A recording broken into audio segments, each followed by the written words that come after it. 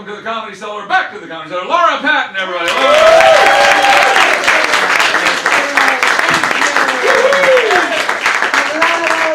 You know, Rick doesn't advertise. Back in the 80s, Rick and I, we were together. We were a couple. And we had like a public access. We were like the Captain and Tennille of local. And I was like Tennille. I did all the talking. I had bangs. And Rick was like Captain. He didn't like pussy. So, that is why it didn't work out. No, I'm kidding. I am married. I'm in a mixed marriage. I'm Italian and he's an asshole. So, it's a little tough. You know, we're together too long, so I'm like trying, I see all these young kids with all this romance. I'm like, I want that. So I told my husband, like, we could like dirty text, we could sext, like hook me up, say Zaddy, right? And he goes, are you gonna be home to do the sex? It's like, new number, who this? Like, what is that? See, the problem with being married, it's not so much the married part, it's the kids. Like, we thought we were supposed to have the kids, and I don't like them, and I can't give them back. They're too old. So, during COVID, I don't know, did anyone else Google filicide? Anyone else Google filicide? That is the murder of one's children. So, the level of douchebaggery these 20-year-olds are, and it's awful.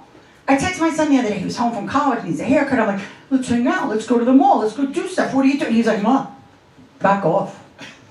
You're draining my social battery. I said, what the fuck? You're draining my 401k, so I think we're even. I just wanted to buy you shoes. And then the other one, he's looking for a job. He's always looking for a job, and he's like, I'm like, I told my friend to call you. He goes, who called me? He goes, I don't pick up a number I don't know. I was like, Dick, that's how it works. You don't know who's offering you a job. Like, they don't answer phones now. I don't know who was calling. I'm like, that's how the whole fucking phone was invented. It was a surprise. Who is it? Like when I was a kid, when the phone rang, me and my sister would race to the phone and like answer the phone like we were like the lords and lady of the home. Whom may I say is calling, please? Like, they don't get, they need to know who it is. That you know what it is, then just text. It's ridiculous. So he texts me and he goes, Mom, I'm going to be late for work, blah, blah, blah, blah. So I text him back. I go, where are you? Question mark. Dinner is at 6, period. Seemed like a fine sentence. I capitalized the D, put punctuation.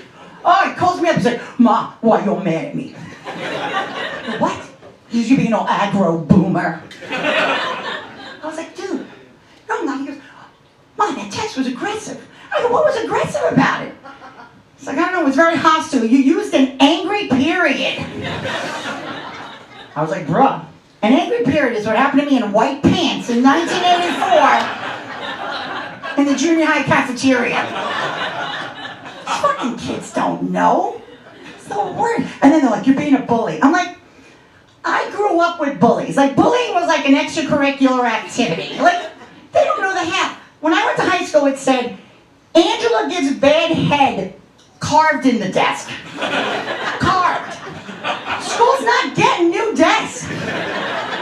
That's like generational bullying. Like her kid goes to that school and he was like, Ma, I saw your name on the math desk. And she's like, don't tell your father. Like,